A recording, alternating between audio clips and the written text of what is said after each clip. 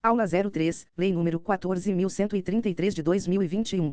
Apresentação da aula. Neste transcript, vamos estudar contratos administrativos dentro da nova Lei de Licitações e Contratos, a Lei nº 14.133 de 2021, com foco em concursos públicos e, especialmente, na forma como a banca FGV costuma construir suas questões. A FGV gosta de cobrar a literalidade da lei, mas também gosta de transformar conceitos parecidos em alternativas quase corretas. Por isso, a leitura deve sempre destacar diferenças sutis, prazos, competências, exceções e palavras que mudam o sentido da regra. O tema central é contratos administrativos.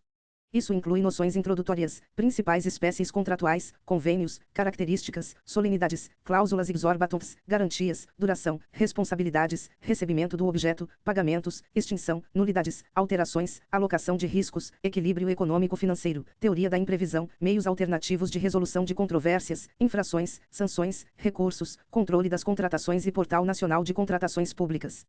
Antes de entrar no mérito, é importante lembrar que a Lei nº 14.133 de 2021 contém diversos valores originais, mas esses valores são atualizados anualmente por decreto, conforme a regra do artigo 182 da própria Lei de Licitações.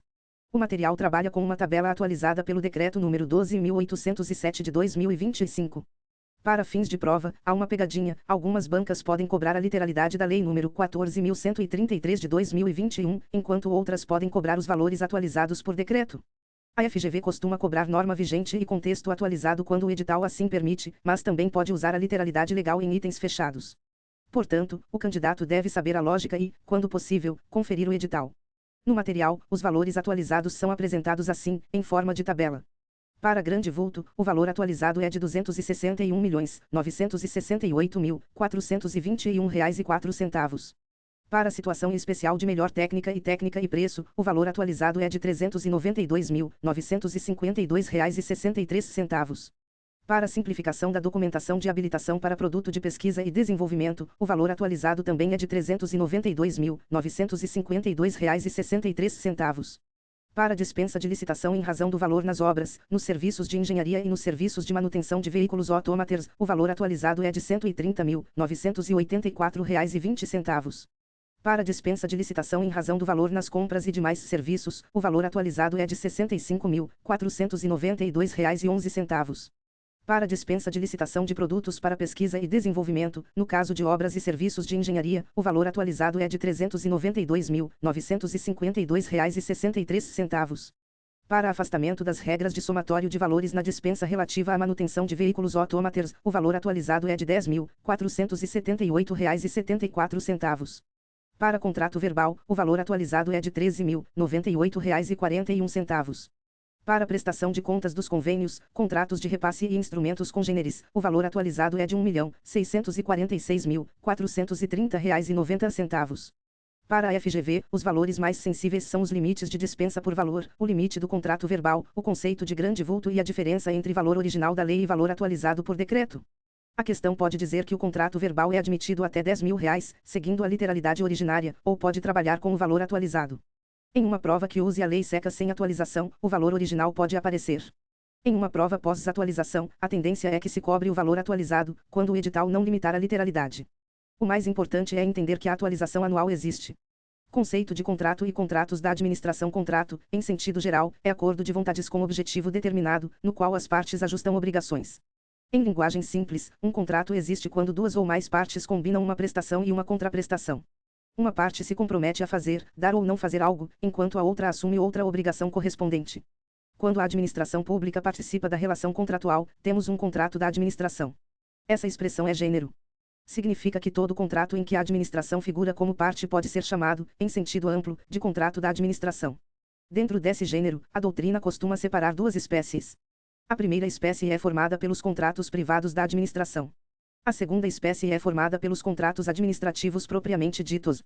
Os contratos privados da administração são aqueles regidos predominantemente pelo direito privado, embora também sofram incidência de normas de direito público. São chamados, por parte da doutrina, de contratos semipúblicos ou contratos atípicos da administração. Exemplos normalmente citados são compra e venda, doação, locação e permuta. Nesses contratos, a administração aparece em posição de igualdade ou quase igualdade com o particular. Os contratos administrativos, por sua vez, são regidos predominantemente pelo direito público. Neles, a administração atua com prerrogativas especiais e há uma relação verticalizada entre a administração e o particular. Exemplos clássicos são os contratos de concessão de serviços públicos, contratos de obras públicas e contratos de uso privativo de bens públicos. Atenção para a FGV. A pergunta clássica é: qual é a diferença marcante entre contrato administrativo e contrato privado da administração? A resposta esperada é a presença das cláusulas exorbitantes nos contratos administrativos. As cláusulas exorbitantes são prerrogativas de direito público que colocam a administração em posição de supremacia diante do particular, como alterar unilateralmente o contrato, fiscalizar a execução, aplicar sanções, extinguir unilateralmente o ajuste em certos casos e ocupar provisoriamente bens e serviços vinculados ao objeto. Contudo, essa diferença não deve ser vista de forma absoluta. Em ambos os tipos de contrato, há sujeições de direito público. Isso significa que tanto contratos administrativos quanto contratos privados da administração normalmente devem observar competência, finalidade pública, procedimento, forma escrita, publicidade, controle, previsão orçamentária e, em regra, licitação ou contratação direta regularmente formalizada. A diferença mais forte aparece nas prerrogativas, e não nas sujeições. Portanto, para a prova, guarde a seguinte ideia: contrato da administração é o gênero. Contratos privados da administração e contratos administrativos são espécies. Contratos privados são predominantemente regidos pelo direito privado e têm horizontalidade, embora obedeçam a restrições de direito público. Contratos administrativos são predominantemente regidos pelo direito público, têm verticalidade e possuem cláusulas exorbitantes como característica principal. O conceito doutrinário de contrato administrativo pode ser explicado assim: contrato administrativo é o ajuste firmado entre a administração pública e um particular, regulado basicamente pelo direito público, tendo como objeto uma atividade que traduza interesse público. Também é fundamental distinguir ato administrativo de contrato administrativo. O ato administrativo é unilateral. A vontade da administração basta para a produção do ato, como ocorre na aplicação de uma multa de trânsito. O contrato administrativo é bilateral, porque depende de acordo de vontades.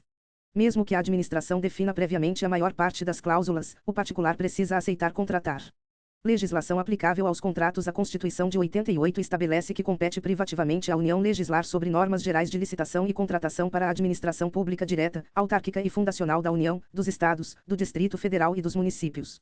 Além disso, a Constituição de 88 também exige estatuto jurídico próprio para empresas estatais, especialmente quanto a licitações e contratações. Daí surgem dois grandes regimes. O primeiro é a Lei nº 14.133 de 2021, aplicável à administração direta, autárquica e fundacional. O segundo é a Lei nº 13.303 de 2016, aplicável às empresas públicas e sociedades de economia mista. A Lei nº 14.133 de 2021 não se aplica a todos os ajustes da administração. O artigo 3º exclui do seu regime os contratos que tenham por objeto operação de crédito interna ou externa, gestão de dívida pública, contratação de agente financeiro e concessão de garantia relacionadas a esses contratos. Também ficam fora as contratações sujeitas a normas previstas em legislação própria. Além disso, existem contratos regidos por leis especiais, como concessões de serviços públicos, parcerias público-privadas e contratação de agências de propaganda. Nesses casos, a Lei nº 14.133 de 2021 pode ter aplicação subsidiária, isto é, aplicar-se apenas para complementar a legislação especial quando compatível. Outro ponto muito cobrado é a transição da legislação antiga. A Lei nº 8.666 de 1993, a Lei do Pregão e o regime diferenciado de contratações foram revogados ao final do período de transição, mas contratos antigos continuam regidos pela legislação com base na qual foram firmados. O contrato segue a lei da licitação que lhe deu origem. Assim, contratos assinados antes da vigência plena da Lei nº 14.133 de 2021 ou licitados com base na legislação antiga continuam regidos por essa legislação durante sua vigência. A FGV pode explorar a palavra ultratividade. Ultratividade significa que uma lei revogada ainda continua produzindo efeitos em relação a situações formadas sob sua vigência. Portanto, embora a legislação antiga esteja revogada, ela pode continuar regendo contratos antigos. O artigo 89 da Lei nº 14.133 de 2021 traz uma regra fundamental. Os contratos regidos por essa lei são regulados pelas suas cláusulas e pelos preceitos de direito público. De forma supletiva, aplicam-se os princípios da teoria geral dos contratos e as disposições de direito privado. Portanto, a aplicação primária é das cláusulas contratuais e do direito público. A aplicação supletiva é da teoria geral dos contratos e do direito privado. Pegadinha FGV. Está errada a afirmação de que os contratos da Lei nº 14.133 de 2021 são regulados primariamente por direito público e direito privado em igualdade. O direito privado entra de forma complementar, e não como fonte primária. Principais contratos administrativos. O material afirma que a classificação dos principais contratos administrativos não costuma ser o ponto mais cobrado, mas serve para compreender regras posteriores. Mesmo assim, a FGV pode transformar conceitos em pegadinhas, especialmente entre obra, serviço, serviço de engenharia, fornecimento e concessão. Contrato de obra é aquele que envolve atividade estabelecida por força de lei como privativa das profissões de arquiteto e engenheiro e que implica intervenção no meio ambiente, formando um conjunto harmônico de ações que inova o espaço físico da natureza ou acarreta a alteração substancial das características originais de bem imóvel. Em linguagem simples, obra é algo que cria ou altera substancialmente um imóvel. A construção de um prédio em terreno vazio é exemplo de inovação do espaço físico. Uma reforma profunda que modifica substancialmente um complexo esportivo também pode ser obra. A pegadinha está na presença dos profissionais. A obra é privativa de arquiteto e engenheiro. Já o serviço de engenharia pode envolver arquiteto, engenheiro ou técnicos especializados. Se a alternativa disser que obra é atividade privativa de arquiteto, engenheiro ou técnico especializado, ela mistura obra com serviço de engenharia e tende a estar errada. Contrato de serviço é atividade ou conjunto de atividades destinadas a obter utilidade intelectual ou material de interesse da administração. Utilidade intelectual pode envolver estudos, projetos e consultorias. Utilidade material pode envolver limpeza, manutenção, conserto, vigilância e apoio operacional. Esses serviços são prestados à própria administração, e não devem ser confundidos com serviços públicos prestados à coletividade, como transporte coletivo, energia elétrica ou telefonia. Serviço não é obra. Na obra, há inovação no espaço físico ou alteração substancial de bem imóvel. No serviço, predomina a atividade, a utilidade ou o fazer. Na prática, a distinção pode ser difícil, mas em prova a banca costuma seguir a definição legal. Os serviços podem ser comuns ou especiais. Serviço comum é aquele cujos padrões de desempenho e qualidade podem ser objetivamente definidos pelo edital por especificações usuais de mercado. Por isso, costuma ser licitado por pregão. Serviço especial é aquele que, por alta heterogeneidade ou complexidade, não pode ser descrito objetivamente. Uma consultoria especializada pode ser exemplo de serviço especial. Serviço de engenharia é atividade ou conjunto de atividades destinadas a obter utilidade intelectual ou material de interesse da administração, que não se enquadram no conceito de obra, mas que são privativas das profissões de arquiteto, engenheiro ou técnicos especializados. A definição é residual, porque serviço de engenharia não é obra.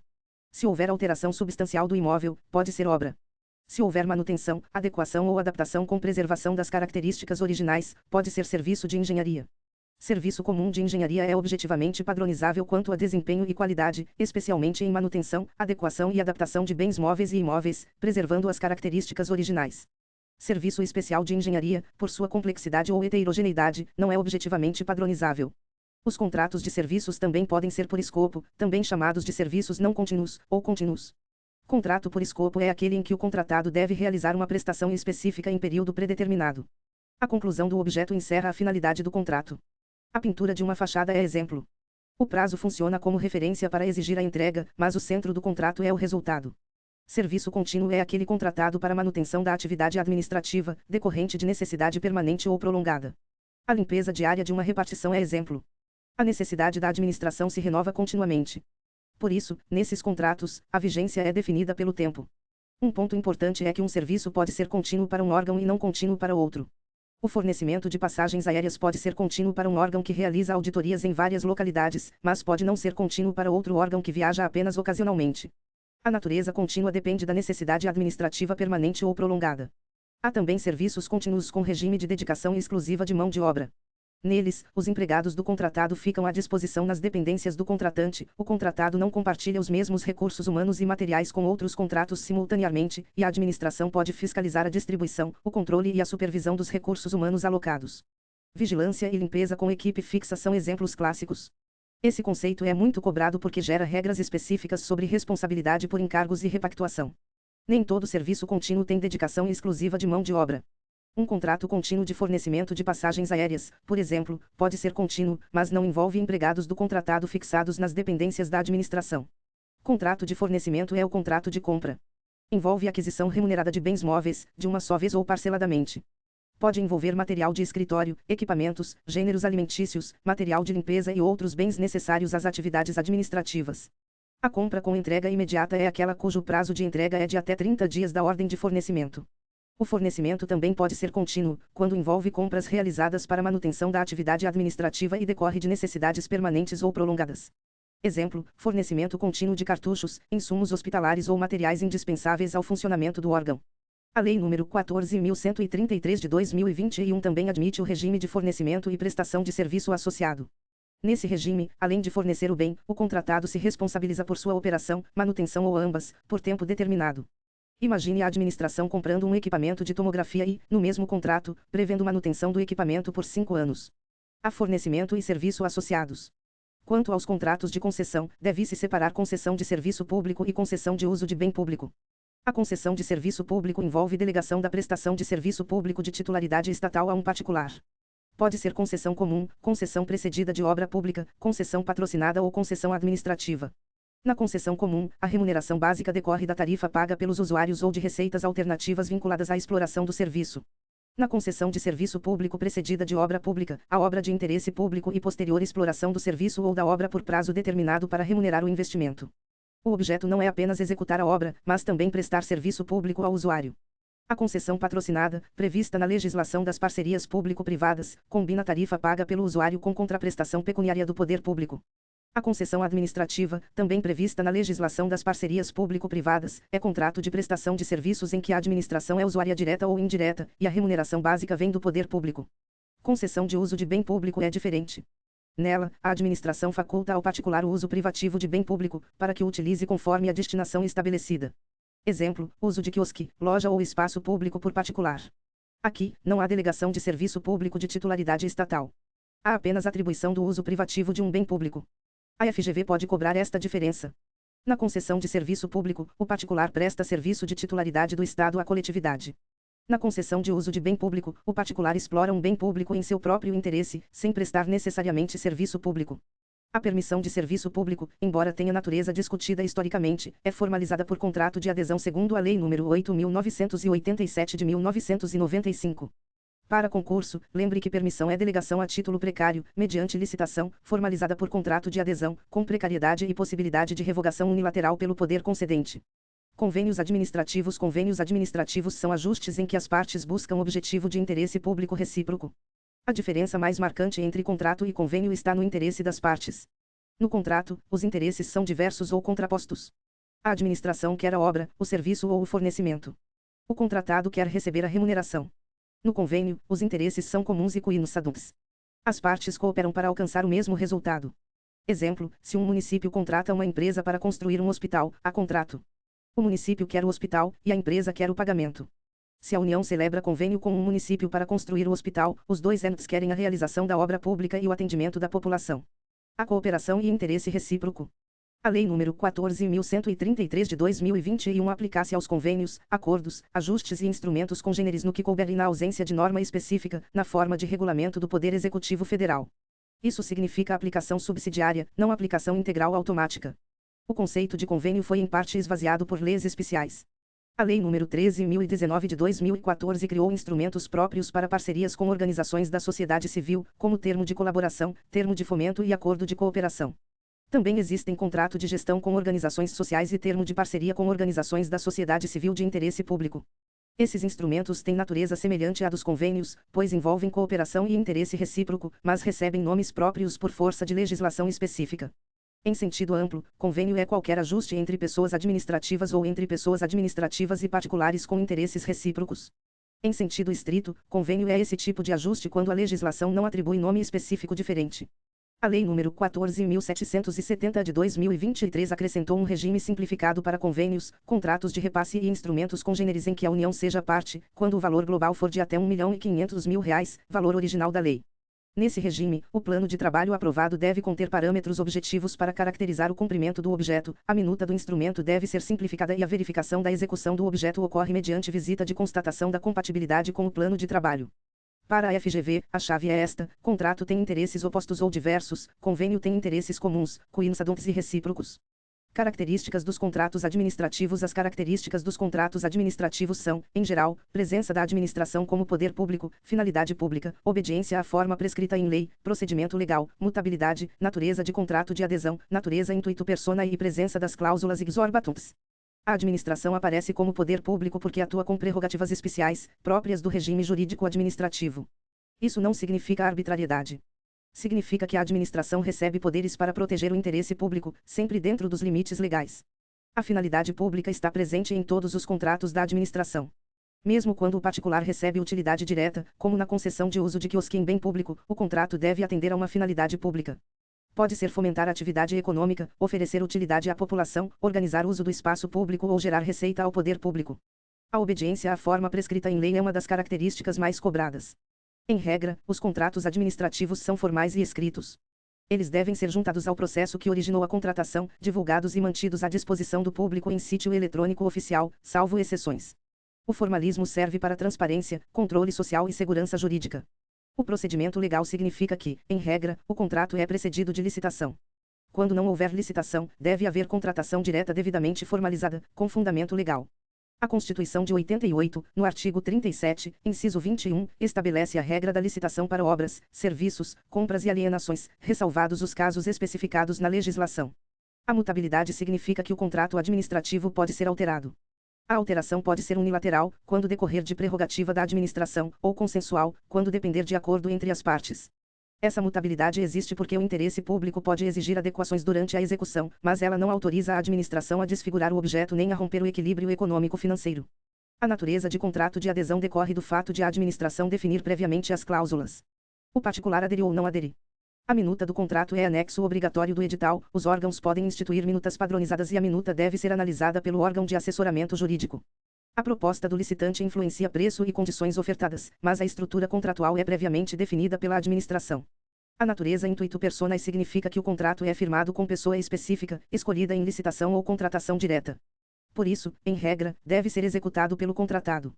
Falência, insolvência civil, dissolução da sociedade ou falecimento do contratado podem justificar a extinção do contrato, porque a identidade do contratado é relevante.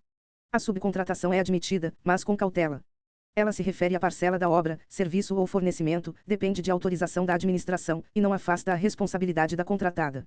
O edital ou regulamento pode vedar, restringir ou estabelecer condições para a subcontratação. Há casos em que a subcontratação é vedada. Quando a contratação direta por inexigibilidade se fundamentou na escolha de profissional ou empresa específica para serviço técnico especializado, não se pode subcontratar o núcleo que justificou a escolha. Também é vedada a subcontratação de pessoa física ou jurídica que mantenha vínculo técnico, comercial, econômico, financeiro, trabalhista ou civil com dirigente do órgão contratante ou com agente público que atue na licitação, fiscalização ou gestão do contrato, bem como com cônjuge, companheiro ou parente até o terceiro grau dessas pessoas. Essa vedação deve constar expressamente do edital e busca impedir favorecimento indireto. A exceção importante ligada ao seguro-garantia. Quando a seguradora assume a execução do objeto por cláusula de retomada, ela pode subcontratar total ou parcialmente a conclusão do contrato, porque normalmente não possui estrutura própria de execução de obra ou serviço de engenharia. Além das características específicas, os contratos administrativos também são consensuais, onerosos e comutativos. São consensuais porque decorrem de acordo de vontades. São onerosos porque, em regra, há remuneração. São comutativos porque as obrigações são recíprocas e equivalentes. Solenidades dos contratos administrativos. Os contratos e seus aditamentos devem ter forma escrita e ser juntados ao processo que deu origem à contratação. Devem ser divulgados e mantidos à disposição do público em sítio eletrônico oficial. A exceção do contrato verbal é restrita e será vista adiante. Contratos relativos a direitos reais sobre imóveis exigem formalização por escritura pública lavrada em notas de tabelião, com divulgação do teu em sítio eletrônico oficial. Isso ocorre, por exemplo, na aquisição de propriedade imobiliária. A Lei nº 14.133 de 2021 admite forma eletrônica para celebração de contratos e termos aditivos, atendidas as exigências regulamentares. Instrumento de contrato é o documento formal que contém as cláusulas contratuais. Em regra, é obrigatório. Contudo, pode ser substituído por instrumentos hábeis mais simples, como carta-contrato, nota de empenho de despesa, autorização de compra ou ordem de execução de serviço. A substituição do instrumento de contrato é admitida em duas situações principais. A primeira é a dispensa de licitação em razão do valor. A segunda é a compra com entrega imediata e integral dos bens adquiridos, desde que não resultem obrigações futuras, inclusive assistência técnica, independentemente do valor. Entrega imediata, para compras, é aquela com prazo de entrega de até 30 dias a partir da ordem de fornecimento. A FGV pode dizer que a substituição do instrumento de contrato elimina a formalidade. Está errado. O contrato continua escrito, apenas com um instrumento mais simples. Também se aplicam, no que couber, as cláusulas necessárias do artigo 92 da Lei nº 14.133 de 2021. Contrato verbal com a administração, em regra, é nulo e de nenhum efeito. A exceção ocorre para pequenas compras ou prestação de serviços de pronto pagamento, dentro do limite legal. O material trabalha com o valor original de R$ 10.000 e informa o valor atualizado de R$ 13.098,41. O pronto pagamento serve para situações simples, imediatas e de baixo valor, como um reparo emergencial em deslocamento. A publicidade é regra. Os contratos são divulgados e mantidos à disposição do público em sítio eletrônico oficial. O sigilo é admitido quando imprescindível à segurança da sociedade e do Estado, nos termos da Lei de Acesso à Informação. A divulgação dos contratos e aditamentos no Portal Nacional de Contratações Públicas é condição indispensável de eficácia. A FGV adora confundir validade com eficácia. Validade significa que o contrato foi formado conforme a lei. Eficácia significa que o contrato pode produzir efeitos. Um contrato pode ser válido, mas ainda ineficaz por falta de publicação no Portal Nacional de Contratações Públicas. Em regra, antes da divulgação, o contrato não deve produzir efeitos, como iniciar execução ou gerar pagamentos. Os prazos de divulgação no Portal Nacional de Contratações Públicas são 20 dias úteis, no caso de contratação precedida de licitação, e 10 dias úteis, no caso de contratação direta. Em contratos celebrados em caso de urgência, a eficácia ocorre desde a assinatura, mas a publicação deve ocorrer nos prazos legais, sob pena de nulidade. Há divulgações específicas em obras. A administração deve divulgar, em sítio eletrônico oficial, em até 25 dias úteis após a assinatura do contrato, os quantitativos e preços unitários e totais contratados. Após a conclusão do contrato, deve divulgar, em até 45 dias úteis, os quantitativos executados e os preços praticados. Na contratação de profissional do setor artístico por inexigibilidade, a divulgação no Portal Nacional de Contratações Públicas deve identificar custos do cachê do artista, músicos ou banda, transporte, hospedagem, infraestrutura, logística e demais despesas específicas. O objetivo é permitir controle social e evitar superfaturamento disfarçado. Todo contrato deve mencionar os nomes das partes e de seus representantes, a finalidade, o ato que autorizou sua lavratura, o número do processo da licitação ou contratação direta e a sujeição dos contratantes às normas da Lei de Licitações e às cláusulas contratuais. Os contratos devem estabelecer com clareza e precisão as condições de execução, definindo direitos, obrigações e responsabilidades das partes, em conformidade com o edital e a proposta vencedora ou com o ato de contratação direta e a proposta respectiva. O artigo 92 da Lei nº 14.133 de 2021 apresenta cláusulas necessárias. Devem constar, quando cabíveis, objeto e seus elementos característicos, vinculação ao edital e à proposta, legislação aplicável, regime de execução ou forma de fornecimento, preço e condições de pagamento, critérios e periodicidade de reajuste, critérios de atualização monetária, prazos de execução e recebimento, crédito orçamentário, matriz de risco quando for o caso, garantias quando exigidas, direitos e responsabilidades das partes, penalidades e hipóteses de extinção. A convocação do contratado ocorre dentro do prazo e das condições estabelecidas no edital. O prazo pode ser prorrogado uma vez, por igual período, mediante solicitação da parte durante o transcurso do prazo, desde que justificada e aceita pela administração. Se o licitante vencedor não comparece para assinar o contrato ou retirar o instrumento equivalente, perde o direito à contratação e pode sofrer sanções. A recusa injustificada do adjudicatário caracteriza descumprimento total da obrigação assumida e gera penalidades, inclusive perda imediata da garantia de proposta em favor do órgão ou entidade licitante. Se o vencedor não assina, a administração pode convocar os licitantes remanescentes, na ordem de classificação. Primeiro, convoca para aceitar as condições do vencedor. Se ninguém aceitar, convoca para negociar condições mais vantajosas. Se não houver acordo, convoca para cumprir a proposta própria de cada remanescente. Essa sequência é muito cobrada. O remanescente não deve ser punido por não aceitar executar nas condições do vencedor ou por não aceitar negociação intermediária. Mas pode ser punido se for convocado para cumprir sua própria proposta e não mantiver a proposta, salvo fato superveniente justificado. Decorrido o prazo de validade da proposta indicado no edital sem convocação para contratação, os licitantes ficam liberados dos compromissos assumidos. A administração até pode tentar contratar, mas o licitante não estará obrigado a manter a proposta vencida. Também é possível convocar remanescentes para executar o restante de obra, serviço ou fornecimento após extinção contratual. A administração aproveita a licitação já feita e convoca os demais classificados, seguindo lógica semelhante. Isso não é mais hipótese autônoma de dispensa de licitação, como ocorria no regime antigo. Cláusulas exorbitantes são prerrogativas de direito público que colocam a administração em posição de verticalidade perante o particular. Elas se fundamentam na supremacia do interesse público sobre o privado e recebem esse nome porque exorbitam do direito comum, isto é, não seriam aceitas normalmente em contratos entre particulares. As principais cláusulas exorbitantes são a prerrogativa de modificar unilateralmente o contrato, extinguir unilateralmente o contrato, fiscalizar sua execução, aplicar sanções, ocupar provisoriamente bens móveis e imóveis e utilizar pessoal e serviços vinculados ao objeto do contrato, exigir garantia contratual, restringir a oposição da exceção do contrato não cumprido e exigir medidas de compensação. A modificação unilateral serve para adequar o contrato às finalidades de interesse público, respeitados os direitos do contratado. Pode ser qualitativa, quando modifica projeto ou especificações para melhor adequação técnica, ou quantitativa, quando altera o valor por acréscimo ou diminuição de quantidades, dentro dos limites legais. A extinção unilateral ocorre quando a administração encerra o contrato nas hipóteses legais, desde que não decorra de culpa da própria administração. A fiscalização da execução é dever da administração. O contrato deve ser acompanhado por um ou mais fiscais especialmente designados, com respectivos substitutos. Os fiscais devem atender aos requisitos legais, preferencialmente serem servidores efetivos ou empregados públicos dos quadros permanentes, terem atribuições, formação ou qualificação compatíveis e não possuírem vínculos impeditivos com licitantes ou contratados habituais. O fiscal não está sozinho. Ele é auxiliado pelos órgãos de assessoramento jurídico e de controle interno, que devem dirimir dúvidas e fornecer informações para prevenir riscos. A administração também pode contratar terceiros para assistir ou subsidiar o fiscal com informações pertinentes. Esses terceiros não substituem o fiscal. Eles assumem responsabilidade civil objetiva pela veracidade e precisão das informações, firmam termo de confidencialidade e não podem exercer atribuição própria e exclusiva do fiscal. O fiscal deve anotar em registro próprio todas as ocorrências relacionadas à execução contratual e determinar a regularização de faltas ou defeitos observados. Se a providência ultrapassar sua competência, deve comunicar superiores em tempo hábil. O contratado deve manter preposto aceito pela administração no local da obra ou serviço para representá-lo na execução do contrato. A FGV pode confundir fiscal com preposto. Fiscal representa a administração. Preposto representa o contratado.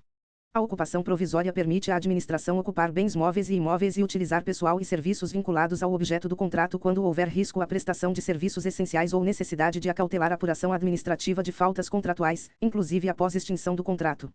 A restrição à exceção do contrato não cumprido significa que o particular não pode simplesmente deixar de cumprir suas obrigações por qualquer inadimplemento da administração.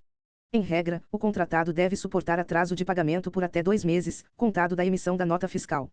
Após esse prazo, pode pedir a extinção do contrato ou suspender o cumprimento de suas obrigações até a normalização. Contudo, em calamidade pública, grave perturbação da ordem interna ou guerra, ou se o atraso decorrer de ato ou fato para o qual o contratado contribuiu, a suspensão não se aplica da mesma forma.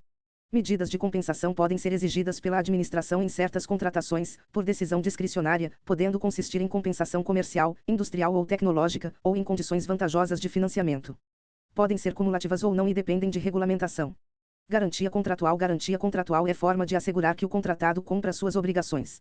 Ela protege a administração contra inadimplemento, prejuízos, multas e certas verbas relacionadas à execução. A exigência de garantia é decisão discricionária da administração e deve estar prevista no edital. Se exigida, a escolha da modalidade é, em regra, do contratado. As modalidades são caução em dinheiro ou em títulos da dívida pública, seguro-garantia, fiança bancária e título de capitalização custeado por pagamento único com resgate pelo valor total. A caução em dinheiro é depósito. Títulos da dívida pública são valores mobiliários aceitos nas condições legais. Fiança bancária é garantia dada por banco ou instituição financeira autorizada. Seguro-garantia é seguro que garante o fiel cumprimento das obrigações assumidas pelo contratado. Título de capitalização é modalidade introduzida posteriormente por alteração legislativa. Nas contratações de obras, serviços e fornecimentos, a garantia pode ser de até 5% do valor inicial do contrato. Esse percentual pode chegar a 10%, desde que justificado por análise da complexidade técnica e dos riscos envolvidos. Se houver entrega de bens pela administração ao contratado, dos quais ele fique depositário, o valor desses bens deve ser acrescido ao valor da garantia.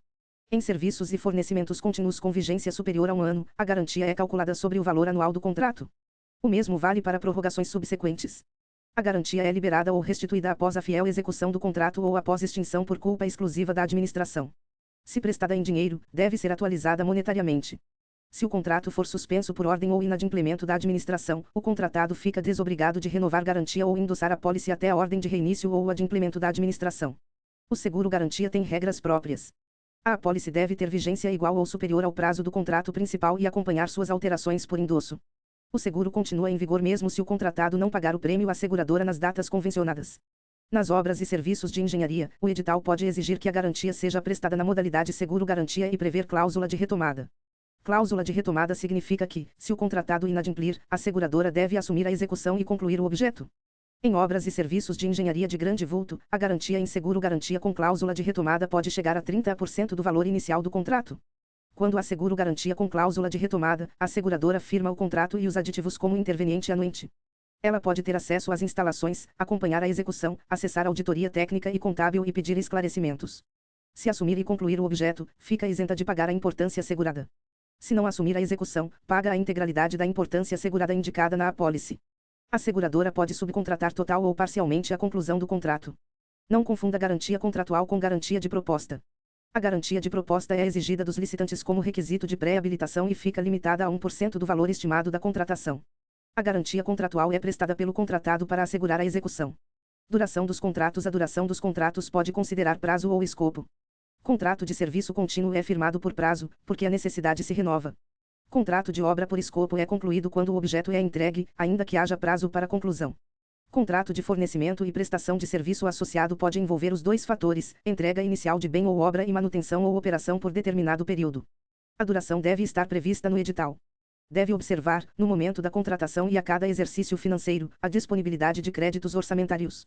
Se ultrapassar um exercício financeiro, deve haver previsão no plano plurianual quando cabível. Os prazos da Lei nº 14.133 de 2021 não revogam prazos previstos em leis especiais. Se a Lei das Parcerias Público-Privadas prevê prazo próprio, por exemplo, esse prazo especial permanece. Nos contratos de serviços e fornecimentos contínuos, o prazo inicial pode ser de até 5 anos. A contratação plurianual exige atestado da autoridade competente sobre a maior vantagem econômica, comprovação de créditos orçamentários no início e a cada exercício, e possibilidade de extinção sem ônus quando não houver créditos ou quando o contrato deixar de ser vantajoso. Esses contratos podem ser prorrogados sucessivamente até o total máximo de 10 anos, desde que haja previsão em edital e atestado de que condições e preços permanecem vantajosos. A administração pode negociar com o contratado ou extinguir sem ônus se não houver vantagem. Aluguel de equipamentos e utilização de programas de informática podem ter prazo de até 5 anos.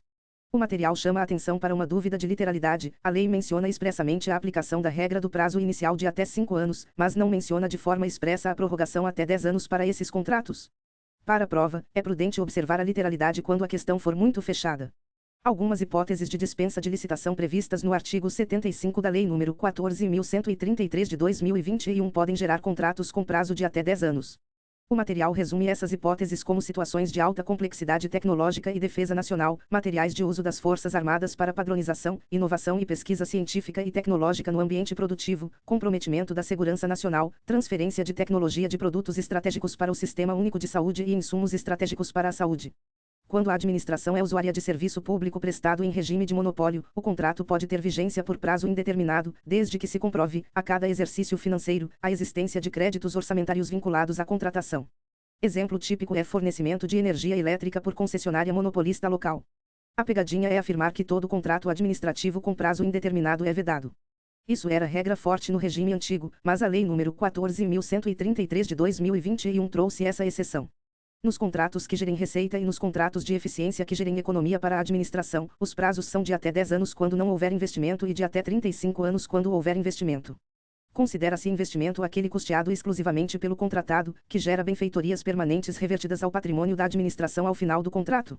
O ponto de prova é que o investimento é analisado pela perspectiva do contratado. Se a administração custeia a obra, não se aplica o prazo maior por investimento do particular.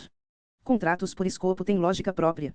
Quando o contrato prevê conclusão de escopo predefinido, o prazo de vigência é automaticamente prorrogado quando o objeto não for concluído no período firmado. A prorrogação automática não significa ausência de responsabilidade. Se a não conclusão decorrer de culpa do contratado, ele será constituído em mora, poderá sofrer sanções e a administração poderá optar pela extinção do contrato e adotar medidas para a continuidade da execução. A administração não pode retardar imotivadamente a execução de obra ou serviço, inclusive por mudança de governo ou de titular do órgão. Em caso de impedimento, ordem de paralisação ou suspensão do contrato, o cronograma é prorrogado automaticamente pelo tempo correspondente, com anotação por simples apostila. Em obras, se a paralisação ultrapassar um mês, a administração deve divulgar aviso público em sítio eletrônico oficial e em placa no local da obra, indicando o motivo, responsável pela inexecução temporária e data prevista para reinício. No regime de fornecimento e prestação de serviço associado, o prazo total é a soma do prazo do fornecimento inicial ou entrega da obra com o prazo da operação ou manutenção. A etapa de serviço pode durar até 5 anos, com possibilidade de prorrogação até 10 anos. Contratos que prevejam operação continuada de sistemas estruturantes de tecnologia da informação podem ter vigência máxima de 15 anos.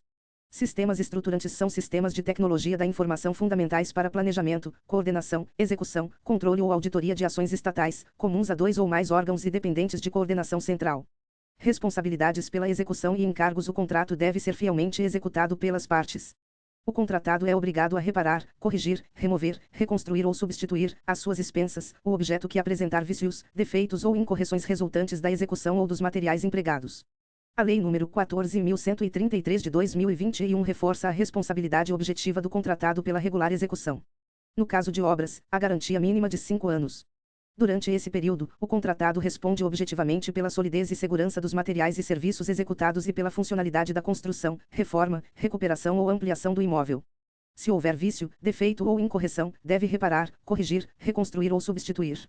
O recebimento definitivo não afasta essa responsabilidade. O contratado também é responsável pelos danos causados diretamente à administração ou a terceiros em razão da execução do contrato. A fiscalização ou acompanhamento pela administração não exclui nem reduz essa responsabilidade. Quanto aos encargos trabalhistas, previdenciários, fiscais e comerciais, a regra é que somente o contratado responde. A inadimplência do contratado não transfere à administração a responsabilidade pelo pagamento, não onera o objeto do contrato e não restringe a regularização e o uso de obras e edificações. Há exceção importante nos serviços contínuos com regime de dedicação exclusiva de mão de obra. Nesses contratos, a administração responde solidariamente pelos encargos previdenciários e subsidiariamente pelos encargos trabalhistas se comprovada falha na fiscalização do cumprimento das obrigações do contratado. Responsabilidade solidária significa que administração e contratado podem ser cobrados conjuntamente. Responsabilidade subsidiária significa que a administração só responde depois de frustrada a cobrança do devedor principal, que é a empresa contratada. A responsabilidade trabalhista da administração não é automática. Depende de demonstração de falha na fiscalização e nexo com o dano. A administração pode adotar medidas para assegurar obrigações trabalhistas em serviços contínuos com dedicação exclusiva de mão de obra. Pode exigir caução, fiança bancária ou seguro-garantia com cobertura para verbas rescisórias inadimplidas. Pode condicionar pagamento à comprovação de quitação de obrigações trabalhistas vencidas. Pode depositar valores em conta vinculada. Pode efetuar diretamente o pagamento de verbas trabalhistas em caso de inadimplemento, deduzindo do pagamento devido ao contratado. Pode pagar valores relativos a férias, 13º, ausências legais e verbas rescisórias apenas quando ocorrer o fato gerador. Recebimento do objeto do contrato. O recebimento serve para verificar se o objeto foi efetivamente concluído nas quantidades e condições contratadas. A Lei nº 14.133 de 2021 divide o recebimento em provisório e definitivo. Em obras e serviços, o recebimento provisório é feito pelo responsável pelo acompanhamento e fiscalização, mediante termo detalhado, quando verificado o cumprimento das exigências técnicas. O recebimento definitivo é feito por servidor ou comissão designada pela autoridade competente, mediante termo detalhado que comprove o atendimento das exigências contratuais. Em compras, o recebimento provisório é feito de forma sumária pelo responsável pelo acompanhamento e fiscalização, com verificação posterior da conformidade do material. O recebimento definitivo também é feito por servidor ou comissão designada, mediante termo detalhado. Pegadinha FGV. O recebimento provisório não é, em regra, feito por comissão designada. Ele é feito pelo fiscal ou responsável pelo acompanhamento e fiscalização. A comissão ou servidor designado aparece no recebimento definitivo. A lei não fixa diretamente os prazos de recebimento. Os prazos e métodos devem ser definidos em regulamento ou contrato. Ensaios, testes e provas exigidos por normas técnicas oficiais para aferir a boa execução do objeto correm por conta do contratado, salvo disposição contrária no edital ou em ato normativo. O objeto pode ser rejeitado, no todo ou em parte, quando estiver em desacordo com o contrato. O recebimento provisório ou definitivo não exclui a responsabilidade civil pela solidez e segurança da obra ou serviço, nem a responsabilidade ético-profissional pela perfeita execução. Em projeto de obra, o recebimento definitivo pela administração não exime o projetista ou consultor da responsabilidade objetiva por danos causados por falha de projeto. Em obra, o recebimento definitivo não exime o contratado da garantia mínima de 5 anos, admitido prazo superior no edital e no contrato. Pagamentos. O pagamento deve observar a ordem cronológica para cada fonte diferenciada de recursos, separada por categorias de contratos, como fornecimento de bens, locações, prestação de serviços e realização de obras. O descumprimento da ordem cronológica pode gerar apuração de responsabilidade do agente. A ordem pode ser alterada em situações excepcionais, como grave risco à prestação de serviço público, emergência, calamidade pública ou situações justificadas. A lei admite remuneração variável, vinculando parte da remuneração do contratado ao desempenho. Isso pode ocorrer com base em metas, padrões de qualidade, critérios de sustentabilidade ambiental e prazos de entrega definidos no edital e no contrato. A remuneração variável não é exclusiva dos contratos de eficiência. Ela também pode ser usada em obras, fornecimentos, serviços e serviços de engenharia, desde que motivada e respeitado o limite orçamentário. A despesa pública segue a ordem lógica de empenho, liquidação e pagamento. Empenho é a reserva orçamentária. Liquidação é o reconhecimento de que o objeto foi entregue ou a obrigação cumprida. Pagamento é o desembolso. Por isso, em regra, não se admite pagamento antecipado. Pagamento antecipado, parcial ou total, relativo a parcelas vinculadas ao fornecimento de bens, execução de obras ou prestação de serviços, é proibido como regra. A exceção ocorre quando a antecipação propicia sensível economia de recursos ou representa condição indispensável para a obtenção do bem ou prestação do serviço. A antecipação deve ser previamente justificada no processo e expressamente prevista no edital ou no instrumento formal de contratação direta. Como o pagamento antecipado aumenta risco para a administração, pode ser exigida garantia adicional. Se o objeto não for executado no prazo contratual, o valor antecipado deve ser devolvido. Se houver controvérsia sobre dimensão, qualidade ou quantidade do objeto, a parcela incontroversa deve ser liberada no prazo de pagamento. A administração não pode reter tudo se parte do objeto é incontroversamente devida. A lei também admite pagamento em conta vinculada ou pagamento por efetiva comprovação do fato gerador, especialmente em contratos com dedicação exclusiva de mão de obra, para garantir verbas trabalhistas futuras, como férias e 13º. Na liquidação da despesa, os serviços de contabilidade devem comunicar aos órgãos da administração tributária as características da despesa e os valores pagos, nos termos da legislação aplicável. Extinção dos contratos. Extinção é o fim do contrato. Pode ocorrer naturalmente, pela conclusão do objeto no contrato por escopo ou pelo fim do prazo nos contratos contínuos. Pode decorrer de impossibilidade material ou jurídica. Pode decorrer de anulação por vício insanável. E pode ocorrer de forma volitiva, por ato unilateral, consensual ou por decisão judicial ou arbitral. Na Lei nº 14.133 de 2021, a palavra extinção substitui, em grande parte, a antiga expressão rescisão. Para a prova, quando a lei fala em extinção, pense nas hipóteses de encerramento unilateral, consensual ou determinado. O contrato pode ser extinto, com motivação, contraditório e ampla defesa, quando houver não cumprimento ou cumprimento irregular de normas editalícias ou cláusulas contratuais, desatendimento de determinações regulares da fiscalização, alteração social ou modificação da finalidade ou estrutura da empresa que restrinja sua capacidade de concluir o contrato, falência, insolvência civil, dissolução da sociedade ou falecimento do contratado, caso fortuito ou força maior impeditivos da execução.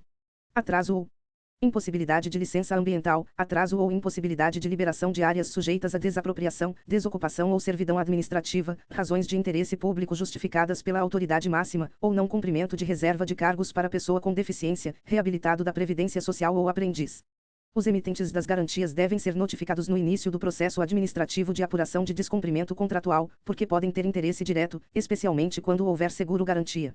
Há hipóteses em que a extinção é direito do contratado, normalmente por fato da administração. O contratado pode exigir a extinção ou suspender suas obrigações até normalização quando houver supressão de quantitativos além do limite legal, suspensão da execução por ordem escrita da administração por mais de 3 meses, repetidas suspensões que totalizem 90 dias úteis, atraso superior a 2 meses nos pagamentos devidos, ou não liberação de área, local, objeto, fontes de materiais naturais, desapropriações, desocupações ou licenciamento ambiental quando essas providências forem atribuídas à administração. A extinção pode ocorrer por ato unilateral e escrito da administração, exceto quando o descumprimento decorrer da própria conduta da administração. Pode ocorrer de forma consensual, por acordo entre as partes, conciliação, mediação ou comitê de resolução de disputas, desde que haja interesse da administração. Também pode ocorrer por decisão arbitral, quando houver cláusula compromissória ou compromisso arbitral, ou por decisão judicial. Se a extinção decorrer de culpa exclusiva da administração, o contratado tem direito a ressarcimento dos prejuízos regularmente comprovados, devolução da garantia, pagamentos devidos pela execução até a data de extinção e pagamento do custo de desmobilização. Se a extinção for determinada unilateralmente pela administração sem culpa dela, podem ocorrer consequências como assunção imediata do objeto no estado e local em que se encontrar, ocupação e utilização do local, instalações, equipamentos, material e pessoal necessários à continuidade, execução da garantia contratual para ressarcimento de prejuízos, pagamento de verbas trabalhistas, fundiárias e previdenciárias quando cabível, pagamento de multas e exigência de assunção da execução pela seguradora, além de retenção de créditos até o limite dos prejuízos e multas. A ocupação e utilização de instalações e pessoal para continuidade dependem de autorização expressa da autoridade competente, como ministro de Estado, secretário estadual ou secretário municipal, conforme o caso. Nulidades. Nulidade é vício ou irregularidade constatada no procedimento licitatório ou na execução contratual. Na teoria geral, ato viciado deve ser anulado quando não puder ser convalidado. Na Lei nº 14.133 de 2021, o legislador deu preferência ao saneamento. A nulidade só deve ser declarada quando não for possível sanear o vício e quando a medida atender ao interesse público. Constatada a irregularidade, se não for possível o saneamento, a decisão sobre suspender a execução ou declarar a nulidade só deve ser tomada quando for medida de interesse público. O administrador deve avaliar impactos econômicos e financeiros, riscos sociais, ambientais e a segurança da população, motivação social e ambiental do contrato, custo da deterioração ou perda do que já foi executado, despesas de preservação, desmobilização e retorno, medidas de saneamento adotadas, estágio de execução física e financeira, fechamento de postos de trabalho, custo de nova licitação ou novo contrato e custo de oportunidade do capital durante paralisação. Assim, a nulidade exige 2 requisitos cumulativos. O primeiro é vício insanável. O segundo é demonstração de que a anulação ou suspensão atende ao interesse público. Se a paralisação ou anulação não atender ao interesse público, a administração deve optar pela continuidade do contrato e resolver a irregularidade por indenização por perdas e danos, sem prejuízo de apurar responsabilidades e aplicar sanções. A declaração de nulidade tem, em regra, efeitos retroativos. Ela impede os efeitos jurídicos que o contrato deveria produzir e desconstitui os efeitos já produzidos. Se não for possível retornar à situação anterior, resolve-se por indenização por perdas e danos, sem prejuízo de responsabilização. A autoridade pode modular os efeitos da nulidade para proteger a continuidade da atividade administrativa. Pode decidir que a nulidade tenha eficácia em momento futuro, suficiente para nova contratação, pelo prazo de até 6 meses, prorrogável uma única vez. A nulidade não exonera a administração do dever de indenizar o contratado pelo que houver executado até a data em que a nulidade for declarada ou tornada eficaz e por outros prejuízos regularmente comprovados. Contudo, se o contratado deu causa à nulidade, não terá direito à indenização. Quem deu causa à nulidade deve ser responsabilizado. A alteração dos contratos. A alteração contratual é manifestação da mutabilidade. Pode ser unilateral pela administração ou consensual por acordo entre as partes. A alteração unilateral é cláusula exorbitante.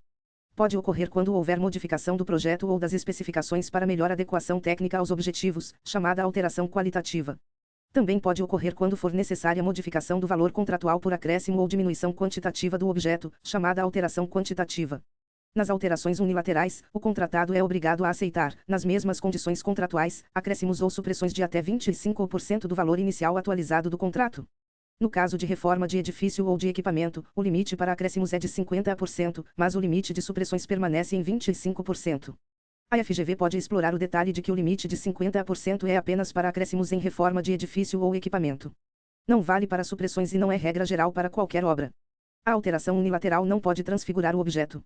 A administração não pode usar aditivo para transformar uma contratação em outra completamente diferente e burlar a licitação. A alteração unilateral alcança cláusulas regulamentares, de serviço ou de execução, isto é, características do objeto, projeto, especificações e quantidades. Não alcança cláusulas econômico-financeiras e monetárias sem prévia concordância do contratado. Se a administração altera unilateralmente o objeto, deve revisar as cláusulas econômico-financeiras para manter o equilíbrio contratual.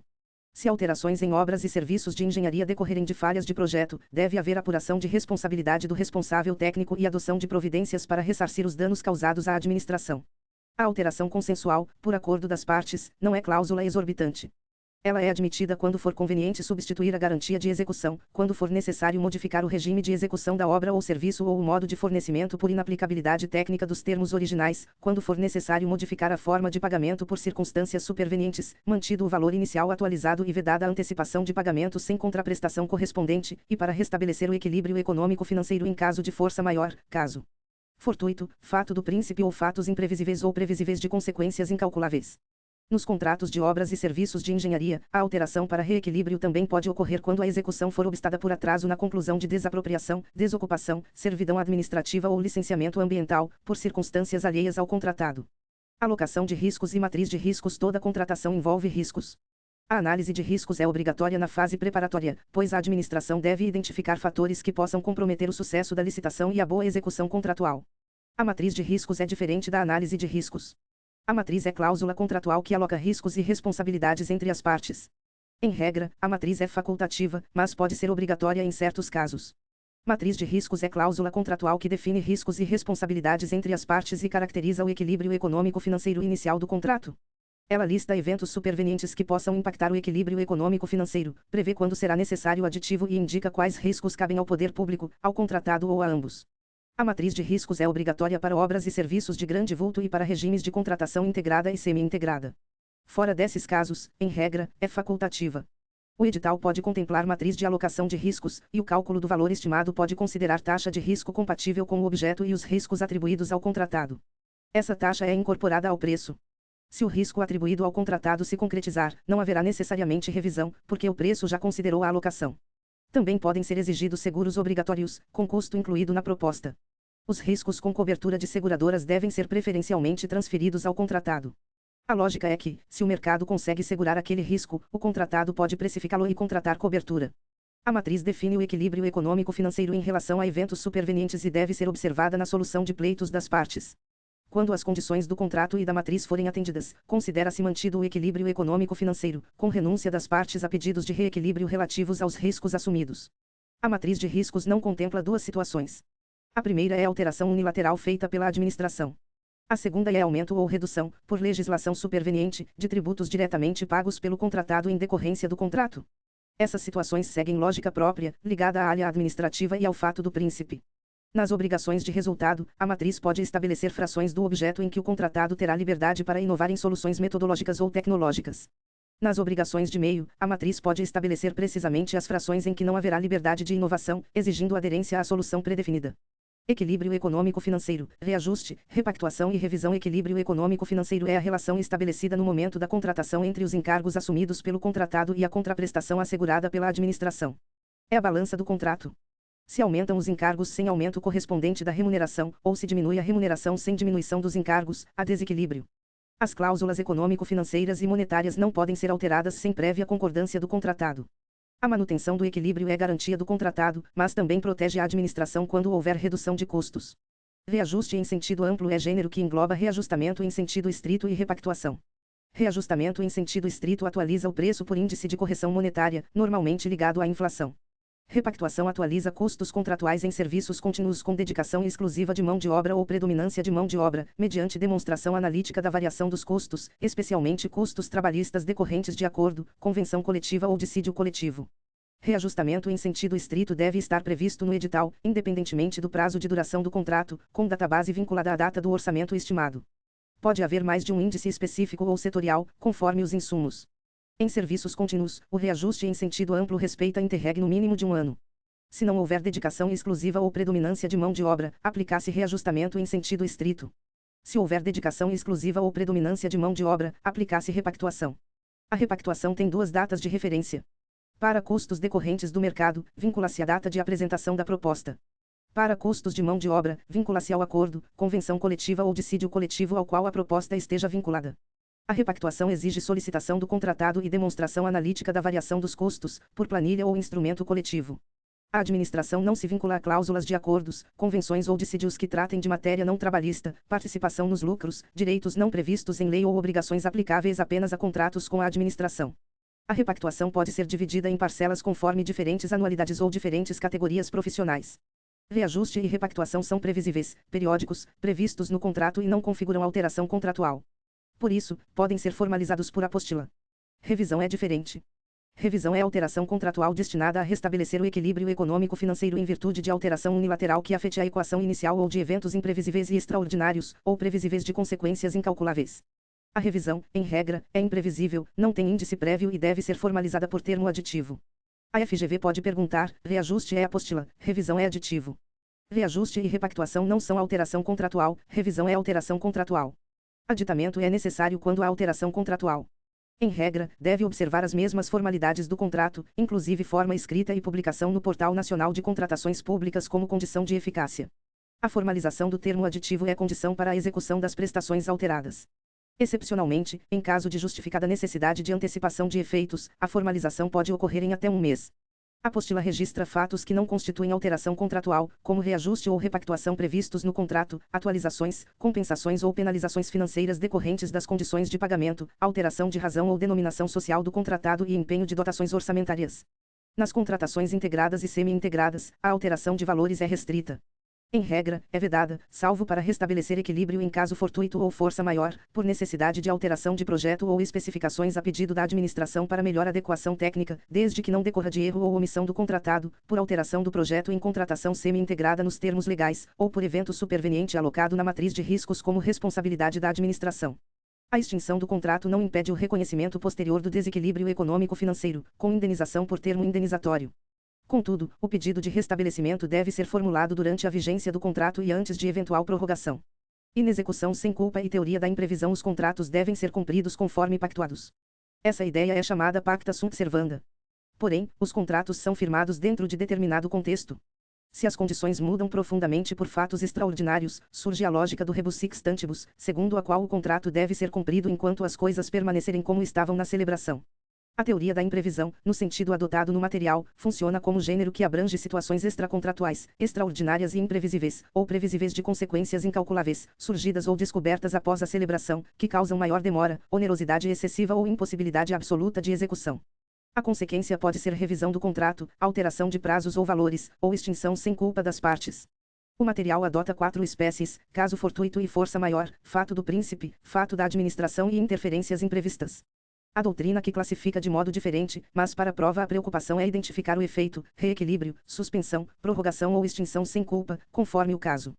Caso fortuito e força maior são eventos extraordinários, inevitáveis e imprevisíveis, ou previsíveis de consequências incalculáveis, alheios à vontade das partes, que acarretam onerosidade excessiva, retardamento ou impossibilidade de execução.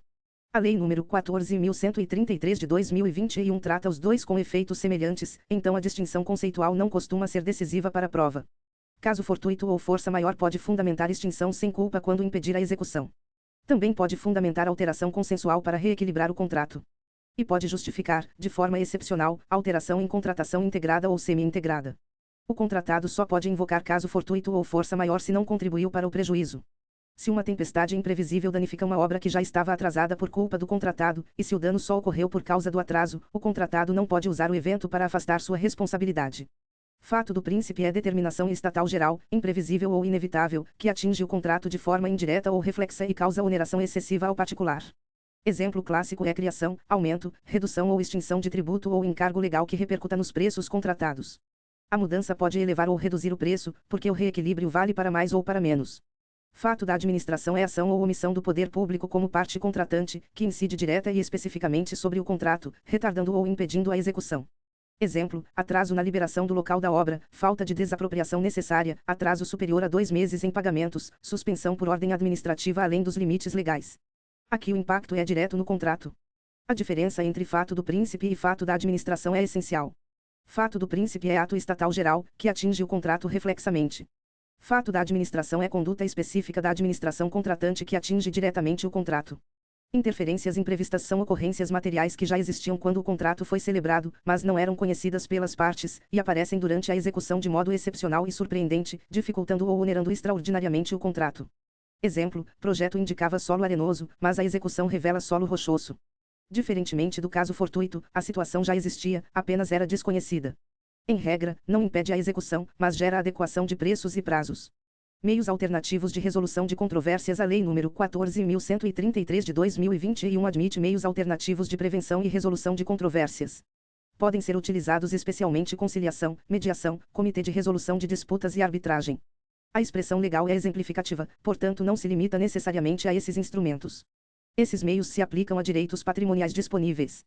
Exemplos são controvérsias sobre restabelecimento do equilíbrio econômico-financeiro, inadimplemento de obrigações por qualquer das partes e cálculo de indenizações. Na conciliação, o conciliador atua de forma mais propositiva. Na mediação, o mediador facilita o diálogo. No comitê de resolução de disputas, profissionais independentes acompanham a execução do contrato e auxiliam na solução técnica e rápida de controvérsias. Na arbitragem, o árbitro decide a controvérsia com força vinculante, funcionando como jurisdição privada. A arbitragem será sempre de direito e observará o princípio da publicidade. A escolha de árbitros, colegiados arbitrais e comitês de resolução de disputas deve observar critérios isonômicos, técnicos e transparentes. Os contratos podem ser aditados para permitir a adoção desses meios. Esses instrumentos também podem estar relacionados à extinção consensual, como conciliação, mediação e comitê de resolução de disputas, ou à extinção por determinação, como arbitragem. Infrações administrativas. O licitante ou contratado pode ser responsabilizado administrativamente por diversas infrações. As principais são dar causa à inexecução parcial do contrato, dar causa à inexecução parcial com grave dano à administração, ao funcionamento dos serviços públicos ou ao interesse coletivo, dar causa à inexecução total, deixar de entregar documentação exigida, não manter proposta salvo fato superveniente justificado, não celebrar o contrato ou não entregar documentação de contratação quando convocado dentro do prazo de validade da proposta, retardar execução ou entrega do objeto sem motivo justificado, apresentar declaração ou documentação falsa, fraudar a licitação ou a execução contratual, comportar-se de modo inidôneo, cometer fraude de qualquer natureza, praticar atos ilícitos para frustrar objetivos da licitação e praticar ato lesivo previsto na Lei Anticorrupção. A FGV gosta da escala de gravidade. Inexecução parcial simples pode gerar advertência. Inexecução parcial com grave dano e inexecução total podem gerar impedimento de licitar e contratar, quando não justificarem penalidade mais grave. Fraude, declaração falsa, comportamento inidôneo, ato ilícito para frustrar licitação e ato lesivo da Lei Anticorrupção tendem à declaração de inidoneidade. As sanções previstas são advertência, multa, impedimento de licitar e contratar e declaração de inidoneidade para licitar ou contratar. Há 2 tipos de multa. A multa de mora é aplicada por atraso injustificado, conforme edital ou contrato. A multa por infração administrativa, também chamada compensatória, é aplicada em razão das infrações administrativas. A multa de mora pode ser convertida em multa compensatória e permitir extinção unilateral cumulada com outras sanções. A multa por infração administrativa pode ser aplicada cumulativamente com as demais sanções. Isso significa que pode haver advertência e multa, impedimento e multa, ou declaração de inidoneidade e multa. Mas as demais penalidades não se acumulam entre si. A multa é calculada conforme edital ou contrato, não podendo ser inferior a 0,5% nem superior a 30% do valor do contrato licitado ou celebrado com contratação direta. Na aplicação das sanções, devem ser considerados natureza e gravidade da infração, peculiaridades do caso, circunstâncias agravantes ou atenuantes, danos causados à administração e implantação ou aperfeiçoamento de programa de integridade. A advertência é aplicada exclusivamente quando houver inexecução parcial do contrato e não se justificar penalidade mais grave. O impedimento de licitar e contratar é aplicado para infrações como inexecução parcial com grave dano, inexecução total, não entrega de documentação, não manutenção da proposta, não celebração do contrato quando convocado dentro do prazo de validade e retardamento injustificado da execução ou entrega. O impedimento alcança a administração pública direta e indireta do ente federativo que aplicou a sanção e pode durar até 3 anos. A declaração de inidoneidade é a sanção mais grave. Aplicar-se a declaração falsa, documentação falsa, fraude em licitação ou contrato, comportamento inidôneo, fraude de qualquer natureza, atos ilícitos para frustrar objetivos da licitação e ato lesivo previsto na Lei Anticorrupção. Também pode ser aplicada às infrações normalmente sujeitas ao impedimento quando as circunstâncias justificarem penalidade mais grave. Seu alcance é nacional, impedindo licitar e contratar com a administração pública direta e indireta de todos os entes federativos. O prazo vai de 3 a 6 anos. A declaração de inidoneidade depende de análise jurídica e é de competência exclusiva de ministro de Estado, secretário estadual ou secretário municipal, quando aplicada por órgão do Poder Executivo. Quando aplicada por autarquia ou fundação, compete à autoridade máxima da entidade.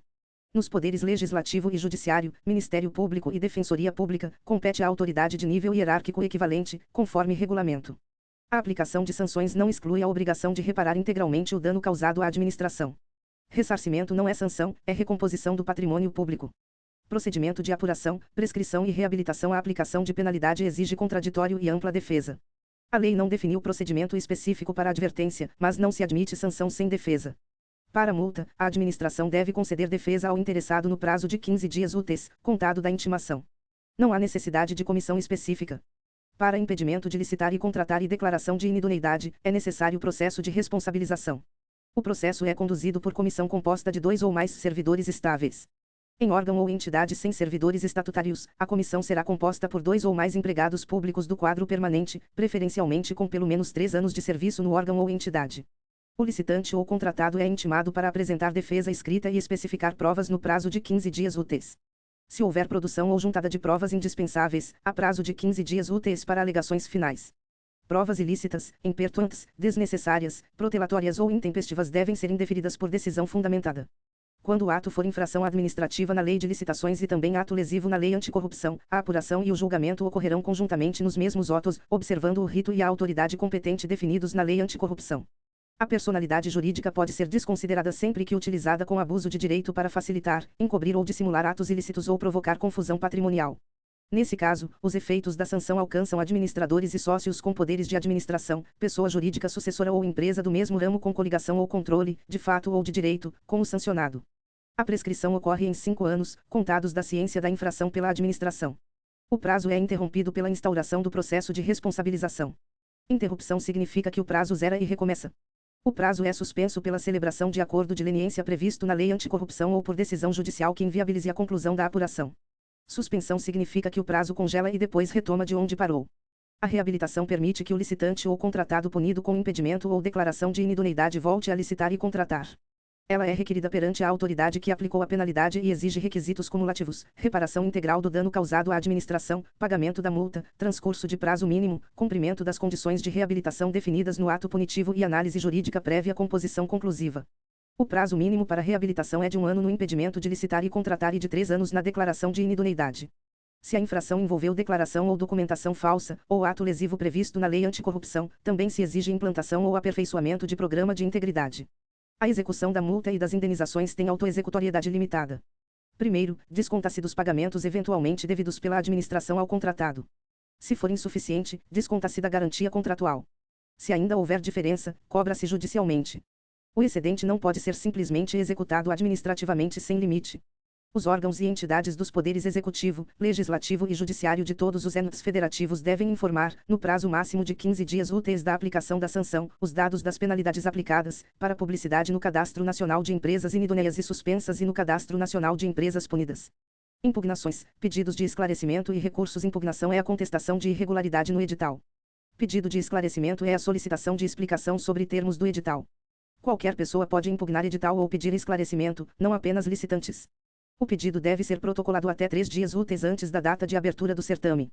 A resposta deve ser divulgada em sítio eletrônico oficial em até 3 dias úteis, limitada ao último dia útil anterior à abertura. Quanto aos recursos, a Lei nº 14.133 de 2021 simplificou o sistema. Cabem recurso e pedido de reconsideração.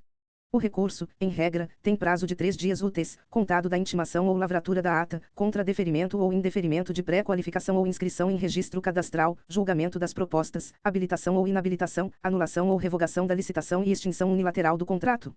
O pedido de reconsideração, em regra, tem prazo de 3 dias úteis quando não couber recurso hierárquico. Nos recursos contra julgamento de propostas ou habilitação e inabilitação, a intenção de recorrer deve ser manifestada imediatamente, sob pena de preclusão. As razões recursais serão apresentadas no prazo legal. A apreciação ocorre em fase única. Isso significa que as insurgências sobre julgamento e habilitação são concentradas em uma única fase recursal, conforme a ordem procedimental adotada. Os demais interessados têm direito a contrarrações no mesmo prazo do recurso, contado da intimação pessoal ou divulgação da interposição. O licitante também tem vista dos elementos indispensáveis à defesa de seus interesses. O acolhimento do recurso invalida apenas o ato que não puder ser aproveitado. Essa é uma pegadinha recorrente, não se invalida todo o procedimento se os demais atos puderem ser aproveitados. Contra sanções, os prazos são diferentes. Cabe recurso no prazo de 15 dias úteis contra advertência, multa e impedimento de licitar e contratar. O recurso é dirigido à autoridade que proferiu a decisão, que pode reconsiderar em 5 dias úteis. Se não reconsiderar, encaminha à autoridade superior, que decide em até 20 dias úteis do recebimento. Contra a declaração de inidoneidade, cabe pedido de reconsideração no prazo de 15 dias úteis.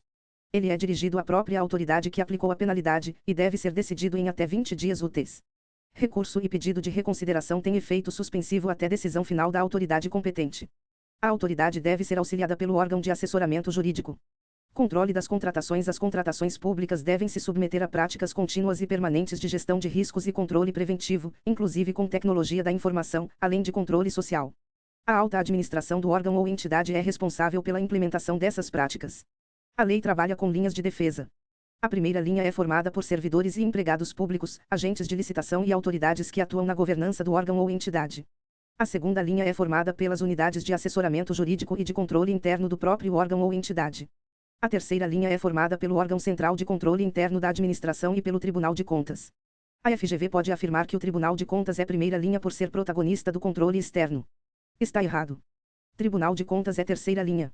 Os órgãos de controle têm acesso irrestrito aos documentos e informações necessários aos trabalhos, inclusive documentos classificados como sigilosos nos termos da Lei de Acesso à Informação. O órgão que recebe informação sigilosa torna-se corresponsável pela manutenção do sigilo. Portanto, sigilo não impede acesso do controle. Quando integrantes das linhas de defesa constatarem simples impropriedade formal, devem adotar medidas de saneamento e mitigação de riscos, preferencialmente com aperfeiçoamento de controles preventivos e capacitação dos agentes públicos. Quando constatarem irregularidade que configure dano à administração, devem adotar providências para a apuração de infrações administrativas, observando segregação de funções e individualização de condutas, e remeter ao Ministério Público competente documentos para a apuração de ilícitos. Os órgãos de controle devem adotar critérios de oportunidade, materialidade, relevância e risco. Também devem considerar as razões apresentadas pelos órgãos e entidades responsáveis e os resultados obtidos com a contratação. Qualquer licitante, contratado ou pessoa física ou jurídica pode representar ao controle interno ou Tribunal de Contas contra irregularidades na aplicação da Lei nº 14.133 de 2021. Não há limitação a licitantes.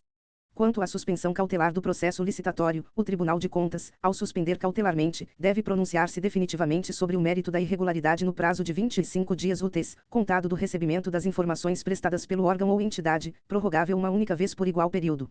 A decisão deve definir as causas da suspensão e como será garantido o atendimento do interesse público obstado, especialmente em objetos essenciais ou contratação emergencial. O órgão ou entidade intimado da suspensão deve, no prazo de 10 dias úteis, admitida a prorrogação, informar as medidas adotadas, prestar informações cabíveis e proceder à apuração de responsabilidade se for o caso. O descumprimento da decisão do Tribunal de Contas enseja a apuração de responsabilidade e obrigação de reparar prejuízo ao erário. Os tribunais de contas também devem promover capacitação por suas escolas de contas, incluindo cursos, redes de aprendizagem, seminários e congressos sobre contratações públicas. Portal Nacional de Contratações Públicas. O Portal Nacional de Contratações Públicas é o sítio eletrônico oficial criado pela Lei nº 14.133 de 2021 para divulgação centralizada e obrigatória dos atos exigidos pela lei e para realização facultativa das contratações pelos órgãos e entidades dos poderes executivo, legislativo e judiciário de todos os entes federativos. A divulgação de atos obrigatórios no portal é obrigatória. A realização das contratações pelo portal é facultativa. Essa diferença é cobrada em prova. O portal deve conter planos de contratação anuais, catálogos eletrônicos de padronização, editais de credenciamento e pré-qualificação, avisos de contratação direta, editais de licitação e anexos, atas de registro de preços, contratos, termos aditivos e notas fiscais eletrônicas quando for o caso. O portal deve oferecer sistema de registro cadastral unificado, painel para consulta de preços, banco de preços em saúde, acesso à base nacional de notas fiscais eletrônicas, sistema de planejamento e gerenciamento de contratações, cadastro de atesto de cumprimento de obrigações dos licitantes, sistema eletrônico para sessões públicas, acesso ao Cadastro Nacional de Empresas inidôneas e suspensas e ao Cadastro Nacional de Empresas punidas, sistema de gestão compartilhada com a sociedade sobre execução contratual e sistema de compras expressas. Os entes federativos podem instituir sítio eletrônico oficial para divulgação complementar e realização de suas contratações, desde que observem as divulgações obrigatórias no Portal Nacional de Contratações Públicas. Sistemas de pessoas jurídicas de direito público ou privado também podem ser usados, desde que integrados ao portal e nos termos do Regulamento Federal. O portal adota formato de dados abertos e observa a Lei de Acesso à Informação, permitindo extração automatizada e controle social. O Portal Nacional de Contratações Públicas é gerido pelo Comitê Gestor da Rede Nacional de Contratações Públicas. O comitê presidido por representante indicado pelo Presidente da República e composto por 3 representantes da União indicados pelo Presidente da República, 2 representantes dos Estados e do Distrito Federal indicados pelo Conselho Nacional de Secretários de Estado da Administração e 2 representantes dos municípios indicados pela Confederação Nacional de Municípios. Municípios com até 20.000 habitantes tiveram prazo diferenciado de 6 anos, contado da publicação da Lei nº 14.133 de 2021, para cumprir regras sobre agentes de contratação, licitação eletrônica e divulgação em sítio eletrônico oficial. Enquanto não adotarem o portal, devem publicar as informações em Diário Oficial, admitido extrato, e disponibilizar versão física dos documentos em suas repartições, sem cobrança, salvo custo de reprodução gráfica. Jurisprudência destacada sobre encargos trabalhistas. O material registra entendimento do Supremo Tribunal Federal no tema 118, julgado em fevereiro de 2025, sobre responsabilidade da administração por encargos trabalhistas em terceirização. O ponto central é que não há responsabilidade subsidiária da administração pública baseada apenas na inversão do ônus da prova. É necessária a comprovação de comportamento negligente ou nexo causal entre o dano e conduta comissiva ou omissiva do poder público. Haverá comportamento negligente, por exemplo, quando a administração permanecer inerte após receber notificação formal de descumprimento de obrigações trabalhistas pela contratada, enviada por trabalhador, sindicato, Ministério do Trabalho, Ministério Público, Defensoria Pública ou outro meio idôneo. Também cabe à administração garantir condições de segurança, higiene e salubridade dos trabalhadores quando o trabalho for realizado em suas dependências ou local previamente convencionado em contrato. Nos contratos de terceirização, a administração deve exigir comprovação de capital social integralizado compatível com o número de empregados, conforme a legislação trabalhista aplicável, e adotar medidas para assegurar o cumprimento de obrigações trabalhistas, como condicionar pagamento à comprovação de quitação das obrigações do mês anterior. Para a FGV, a ideia é simples: a responsabilidade trabalhista da administração não é automática. Exige falha de fiscalização ou comportamento negligente comprovado. Pontos de maior probabilidade de cobrança pela FGV. A banca FGV tende a cobrar conceitos com pequenas trocas de palavras. Por isso, o primeiro ponto de atenção é a diferença entre contrato da administração, contrato privado da administração e contrato administrativo. Contrato da administração é gênero. Contrato administrativo tem regime predominantemente público, verticalidade e cláusulas exorbitantes. Contrato privado da administração tem regime predominantemente privado, horizontalidade e pode receber normas públicas supletivas. O segundo ponto é a aplicação primária e supletiva do artigo 89. A aplicação primária é das cláusulas do contrato e dos preceitos de direito público. A aplicação supletiva é da teoria geral dos contratos e do direito privado. O terceiro ponto é a diferença entre obra, serviço e serviço de engenharia. Obra é privativa de arquiteto e engenheiro e inova o espaço físico ou altera substancialmente imóvel. Serviço de engenharia pode envolver também técnicos especializados e não é obra. Serviço comum é objetivamente definível. Serviço especial não é objetivamente definível. O quarto ponto é o serviço contínuo com dedicação exclusiva de mão de obra. Ele envolve empregados à disposição nas dependências do contratante, não compartilhamento de recursos humanos e materiais e possibilidade de fiscalização da gestão desses recursos. Esse conceito puxa repactuação e responsabilidade por encargos. O quinto ponto é a diferença entre contrato e convênio. Contrato tem interesses opostos ou diversos. Convênio tem interesses comuns, coincidentes e recíprocos. O sexto ponto é formalismo. Contrato escrito é regra. Contrato verbal é nulo, salvo pequenas compras ou serviços de pronto pagamento dentro do limite legal. Instrumento de contrato é obrigatório, mas pode ser substituído em dispensa por valor e compras de entrega imediata e integral sem obrigações futuras.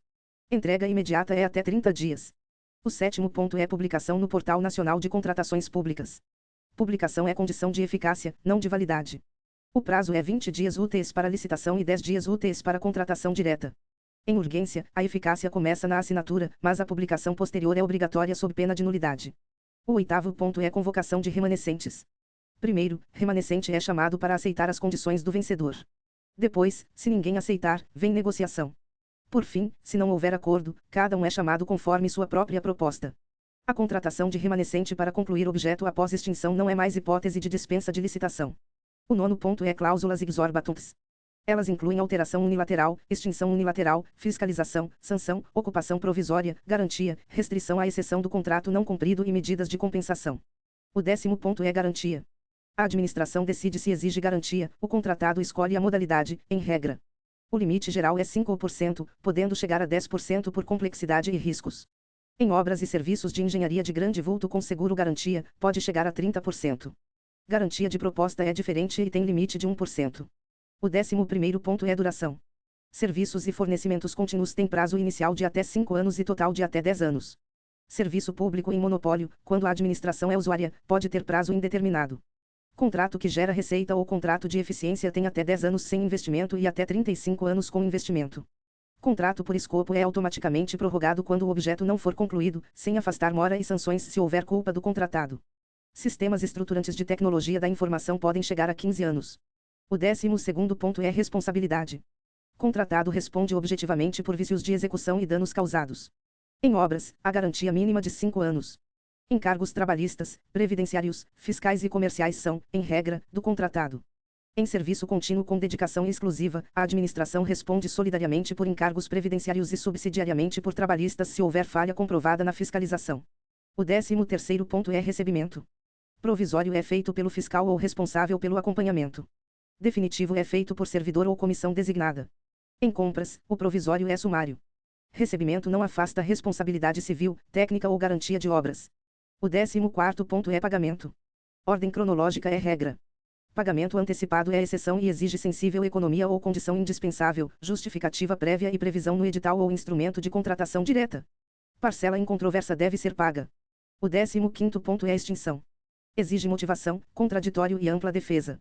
Pode ocorrer por inadimplemento, interesse público, caso fortuito, força maior, falência, falecimento, licença ambiental, áreas não liberadas, reserva de cargos não cumprida e outras hipóteses. Se a culpa é da administração, o contratado tem direitos indenizatórios. O 16º ponto é nulidade.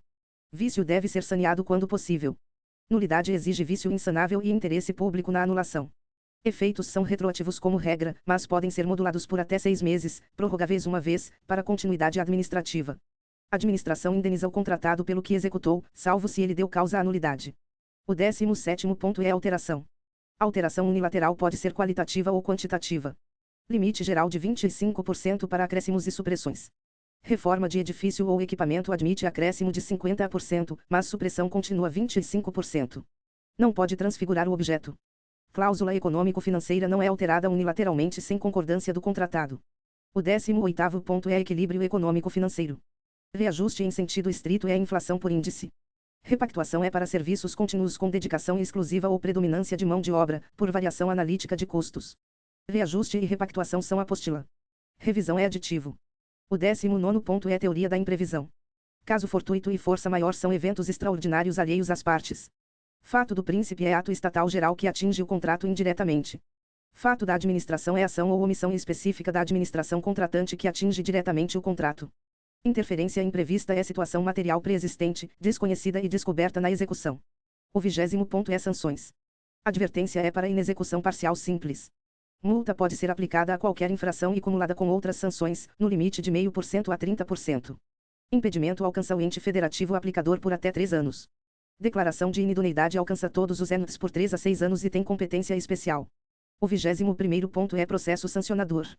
Multa tem defesa de 15 dias úteis.